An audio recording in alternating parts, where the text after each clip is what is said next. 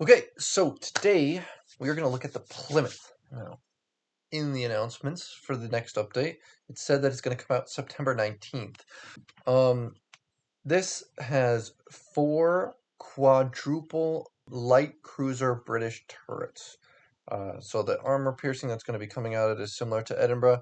We're not sure if the pen angles are going to be quite Minotaur level or not, but I would expect probably Edinburgh, seeing as this is going to be a tier 7. Now on PC, this is a tier 10, and it's got some pretty crazy stats. So let's go take a look at the wiki and take a look at some of them. So as you can see here, it's got the 4x4, 152 millimeters.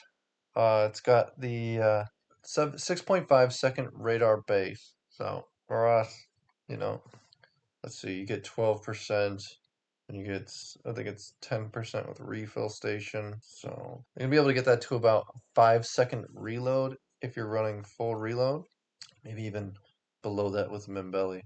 But I would anticipate probably most builds are going to be around 5 to 5.5 seconds of reload. The 180-degree turn time is 22.5 seconds, which is pretty decent. But Edinburgh also has that kind of slower turret traverse as well. So if you're used to that shape, you're probably pretty used to this one. Maximum dispersion 138. That's actually really good. You want your dispersion to be as low as possible, and so this is actually going to be an interesting little collection of alpha damage. And speaking of alpha damage, your AP shell max damage is going to be 3100, and you're going to have 16 of these shells coming at you. That means if you just get pens, you're going to be hitting people for like 10k, you know, and a bunch of full pens. 10k salvo every 5 seconds. It's a pretty big deal. Not gonna want to stay broadside to that for too long. It's got 41,000 hit points. The armor says 13 to 114. Actually, I got screenshots of the armor right here. So in the front here, you have 16 millimeter armor. Right here, you have 19. Back here, you have 114. So everything is going to be able to overmatch you here. Everything with over, I think it's 228 millimeters are going to be able to overmatch you right here. Right here, everything over 260 is going to be able to overmatch you because I think it's 19. But right here, and this is actually not part of the Citadel. If we take a look right here, you can see this is the Citadel, and it's slightly above waterline.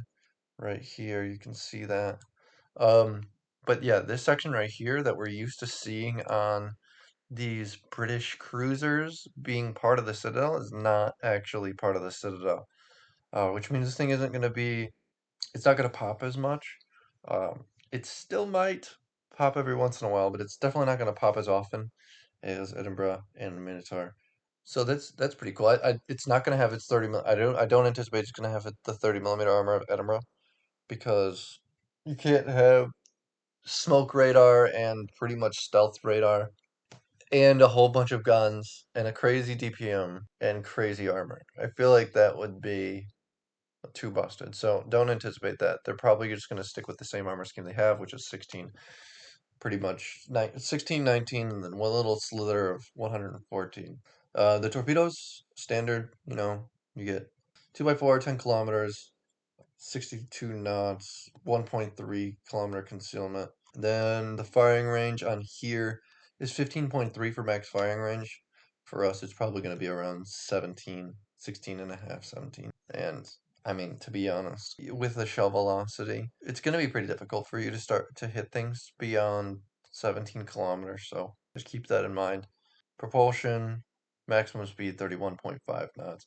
This is the struggle with this boat, right?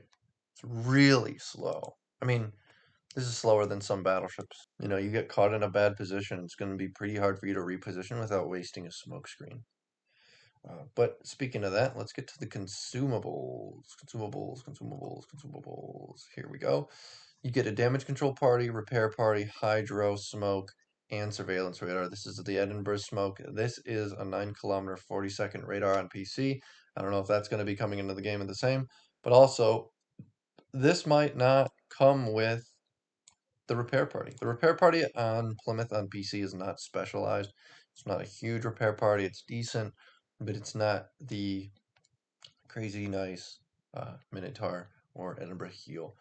Um, so I'm not sure 100% which one of these consumables they're going to be sacrificing, but there isn't enough space to have um, this many consumables on the console version. So they might have you trade one out, and I would take, if I was wargaming, this is what I would do. I would do this. I would give you the option of having a repair party or a hydroacoustic search, because the whole gimmick of this ship is the smoke radar, right? Um, and if you can just smoke up constantly and reposition your ship, and you're not as uh, exposed as other British cruisers, so you can probably take a couple hits without getting completely wrecked.